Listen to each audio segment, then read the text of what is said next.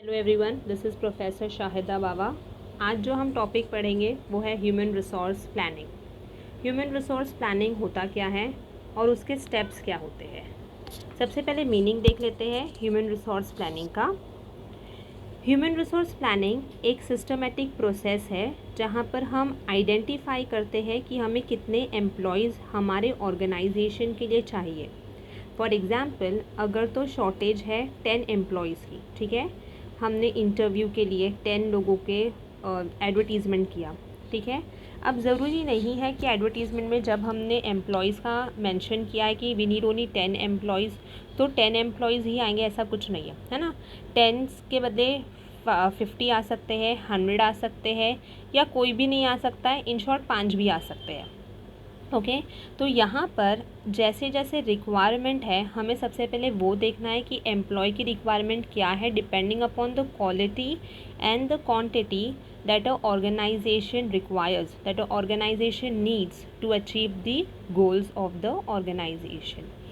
तो HRP एक systematic process है ऑफ आइडेंटिफाइंग मैन पावर।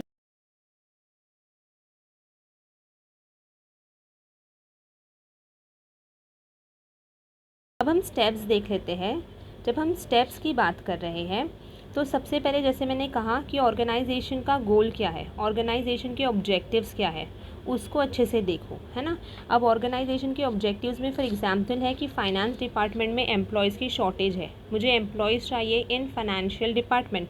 तो सबसे पहला मेरा ऑब्जेक्टिव क्या है, ढूंढना एम्प्लॉयज़ जो अच्छे से qualitative and quantitative requirement fulfil कर रहा है इन financial department. So the first main point or the first main step in HRP is review of organizational objective.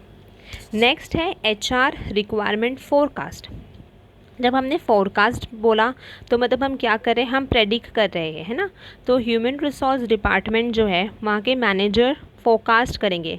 Okay वो ये देखेंगे कि कितना रिक्वायरमेंट है हमारे एम्प्लॉयज़ का, वापस इन टर्म्स ऑफ क्वांटिटी, मतलब कितने नंबर ऑफ़ एम्प्लॉयज़ हमें चाहिए, और कैसे नॉलेज, एटीट्यूड या स्किल वाले बंदे हमें चाहिए। ओके अब हम क्या करेंगे, ढूंढने के बाद में हमें कुछ एम्प्लॉयज़ मिले। ओके तो हमारा नेक्स्ट स्टेप जो है वो है HR सप्लाई फोरकास्ट, है ना। अब जैसे मैंने कहा था मीनिंग में कि अगर तो हमने एडवर्टीज़मेंट में डाला कि वी रिक्वायर 10 एम्प्लॉयज़, ओके अब ये हमारा फोरकास्ट था, पर हमें मिले कितने, 50, 100 या 5, है ना। तो हमारी जो रिक्वायरमेंट थी उससे मैच करेंगे सप्लाई को। अब जो नेक्स्ट पॉइंट है उससे रिलेट करता है कंपैरिजन, है ना। तो हम क्या करेंगे, हम कंपेयर करेंगे between HR requirement and HR supply और देखेंगे कि कितना फ़र्क आया है। अगर तो हमने 10 की डिमांड किया है, 10 आया है, तो नो डिफरेंसेस, हमारा जैसा नेक्स्ट स्टेप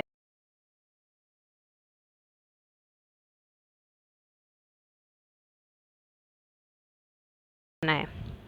तो वापस in relation of quantity and quality हम देखेंगे। बट अगर तो डिफरेंस आया, ठीक है, फॉर एग्जांपल 10 का मांग था पर आए सिर्फ 5 लोग, तो यहाँ पर तो शॉर्टेज हो गया ना।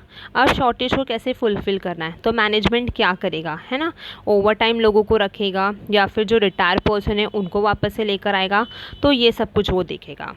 Next, motivating the man power, सबसे इम्पॉर्टेंट है टू मोटिवेट दी एम्प्लॉयज़, तभी ही जाके उन लोग अच्छे तरीके से काम करेंगे। अब जब हम मोटिवेटिंग बोलते हैं, मोटिवेटिंग फैक्टर में आता है इंसेंटिव्स एंड नॉन इंसेंटिव्स, है ना, sorry monetary and non monetary incentives. अभी जब हम बात कर रहे हैं monetary and non monetary incentives, तो ये दो मोटिवेटिंग फैक्टर्स है जो हम अपने एम्प्लॉयज़ को देते हैं ताकि हमारा जो एम्प्लॉय है वो ऑर्गेनाइजेशन के जो गोल्स है वो अच्छे तरीके से अचीव कर सके। नेक्स्ट है, अब हमने देख लिया कि हमारा ऑर्गेनाइजेशन ऑब्जेक्टिव क्या था, हमें कितने लोग की रिक्वायरमेंट थी, कितने लोग आए हैं, हमने कंपेयर किया, कंपैरिजन में कोई डिफरेंस नहीं मिला तो अच्छी बात है, पर अगर डिफरेंस मिला तो या तो वो शॉर्टेज हो सकता है या तो वो सरप्लस हो सकता है। उसके बाद में हम मोटिवेट करेंगे हमारे एम्प्लॉयज़ को। ये सब कुछ होने के बाद में हम क्या करेंगे, मॉनिटर करेंगे। कि क्या हमारा जो एक्टिविटीज़ है वो स्मूथ वे में जा रही है या कुछ वापस से शॉर्टफॉल्स हो रहे हैं, तो क्या एक्चुअली स्टेप और लेना चाहिए। ओके, तो होप तुम लोगों को ये समझ में आया होगा HRP। Thank you.